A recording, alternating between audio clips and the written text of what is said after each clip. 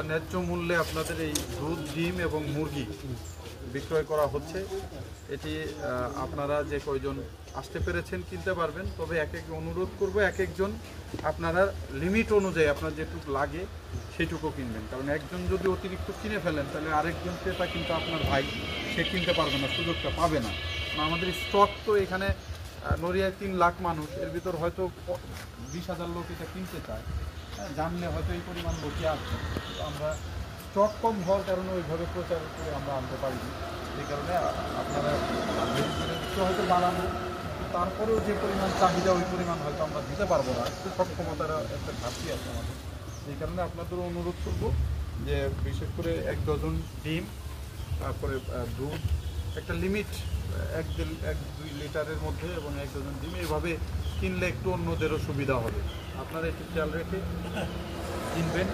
উপজেলা প্রাণী সম্পদ দপ্তর যে বাজারের সব কিছুরই আসলে ঊর্ধ্বমূল্য, মানুষের সক্ষমতা বাড়ার কারণেই এত দাম হয়েছে। তারপরেও কিছু মানুষ, প্রান্তিক মানুষ, সকলের এই সক্ষমতা তৈরি হয়নি। কিছু মানুষ আছে তাদের এটাই হিমশিম খেতে হয়। অনেকেই আছে যে এখন যে পরিমাণ দাম আমরা নির্ধারণ করে দিয়েছি, গরুর দাম হচ্ছে 700 টাকা, খাসি হচ্ছে 1100 টাকা। 1 কেজি মাংস 700 বা 1100 টাকা দিয়ে কিনে খাবে, অনেকেরই এখনো নাই।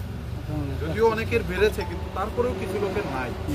সেটা যেন বিশেষ করে বেশি প্রয়োজন যেটা ডিম এবং দুধ, ডিমটা বেশি সবাই কিনে, সেটা যেন একটা সহনীয় মূল্যে থাকে।